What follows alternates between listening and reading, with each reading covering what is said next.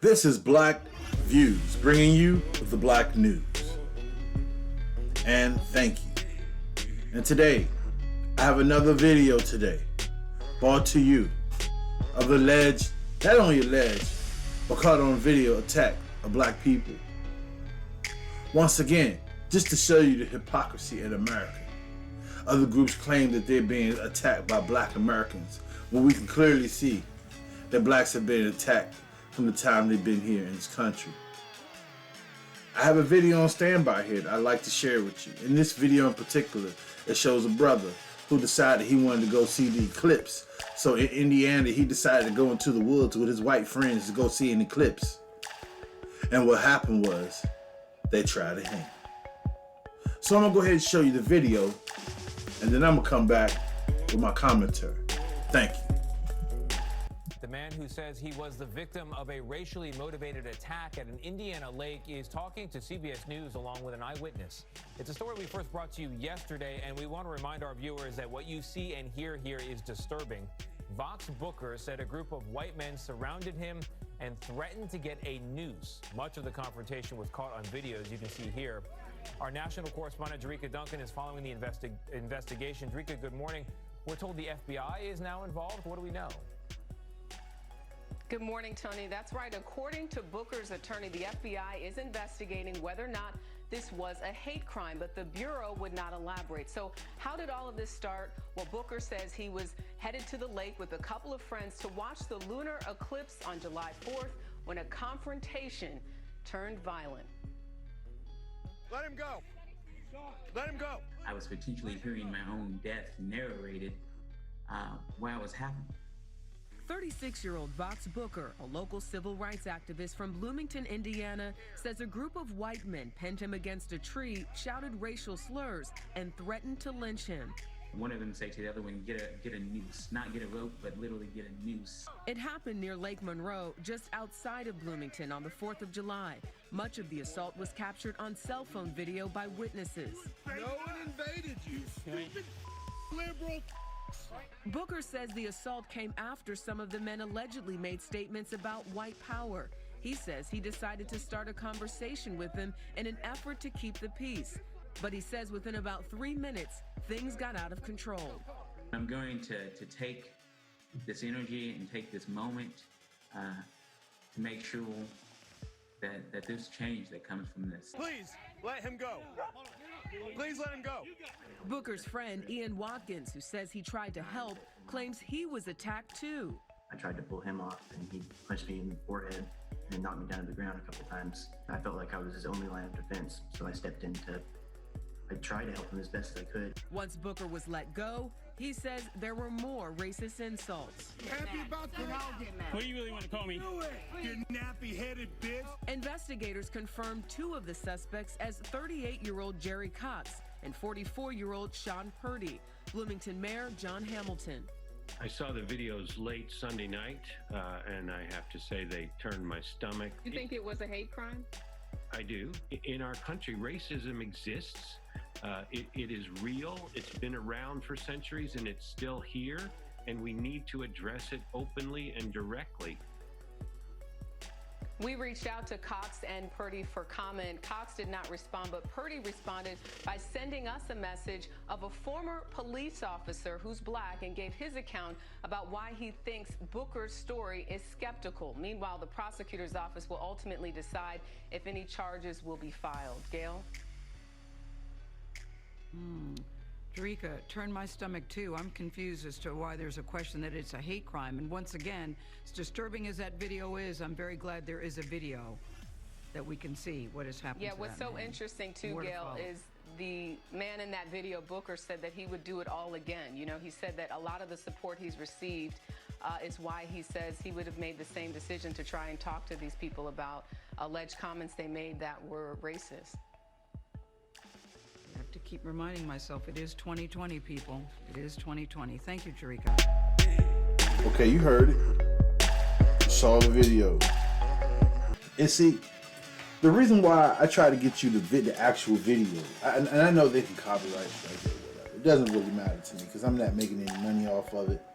But what's more value to me is the message And the reason why I have to let you see the video is so you can see the actual mainstream create the video that we can talk back to. Many times we get messages, we get videos, we get stories from the media we can't even talk back to. We're just getting one perspective, planned perspective that's been written already about what they want to say, how they want to say it, all these different things to us, and we're never able to respond back. So that's why I always put the video there, and I like for my audience to actually be informed and see exactly the way that it's been put out there. So 3 bubbles in a sugar bear, because that's what it looked like to me.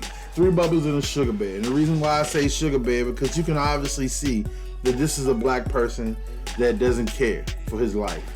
He doesn't care about other black people's safety either, because he said I'd go back and he would do all these things. And you know, the energy, this man was about to lose his life. You can clearly see that he was attacked. You can clearly see the racial rhetoric that's being used there. You can clearly see all these things. There's no national movement. There's no legislation. Okay, you know, there's nothing. That's it. You saw the news clip, and that's it. You know, but basically, once again, you see a black person that is being attacked by white people. Is this black man going out here saying that black people are being attacked by white people? The black community is being attacked by a white community? This has been going on since the beginning of time. After slavery, before slavery, during slavery, this is the same thing. Okay? This brother right here, something's wrong with him, because he's talking about he will go do it again. Ain't no real brother gonna go out in the woods in Indiana and not be properly prepared. And who does that? This guy is delusional. And guess what? While black parents are teaching their kids to be diverse and get along, other groups are teaching their kid to stay away from your kid. Look out for your kid. Your kid is the violent one. See, that's the misconception of basically rats and men. People will look at rats. And when I say rats, you know, you got hood rats and you got rats. You got black men out here that don't care. You got black women out here that don't care. So you got rats that they look at, they blow up, and they expose, and they want to say, oh, these are the black people. These are the black people. So any young black man out here that's about his business, he's already getting looked at negatively because of the rats. Okay? And I consider him a rat too, because he'll seem to find himself in a situation where he's about to lose his life and not have enough sense to say, hey, wait a minute. Listen to him. I'm not going to transfer that energy. And then his friends like, I did the best that I could to help him. Okay? So what you had was 3 bubbles in a sugar bear. But once again, you still don't see black people going out here saying that we're attacked. We're being attacked by Asians. We're being attacked by... We know that we're under attack. But I need my youth to see the difference. There's nothing special being done for you. And that's why we have black media. We have to continue to beat the drum. Because I'm going to tell you what's going to happen.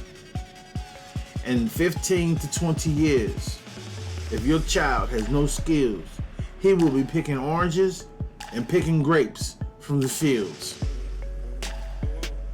These immigrants that are here now, yeah, they're working the fields. They're doing all the manual labor, but their children are going to be able to pass the background check. Their children is going to be able to pass the backgrounds and obtain the clearances to have top-paying jobs. While our children are going to be picking apples and grapes because they don't want to read, they don't want to learn anything. They just want to keep listening to the rap music and blow that smoke. Oh yeah, because that's all that matters. Fat butts, coochie, titties, ass, booty, mollies. That's all that matters. So get ready for the apples, grapes, and oranges. But once again, I didn't want to get into that. But thank you very much. Please subscribe and like. Please support me. I'm not asking for nothing. I'm just asking for your views and to take a good look at what I'm saying. And also, please leave a comment. And I ain't worried about you dusty other groups out here that's got all these crazy comments talking about we owe you and all this. Listen, man, you're dying, you're failing, and you know it, and you know that you're wrong. Have a good day.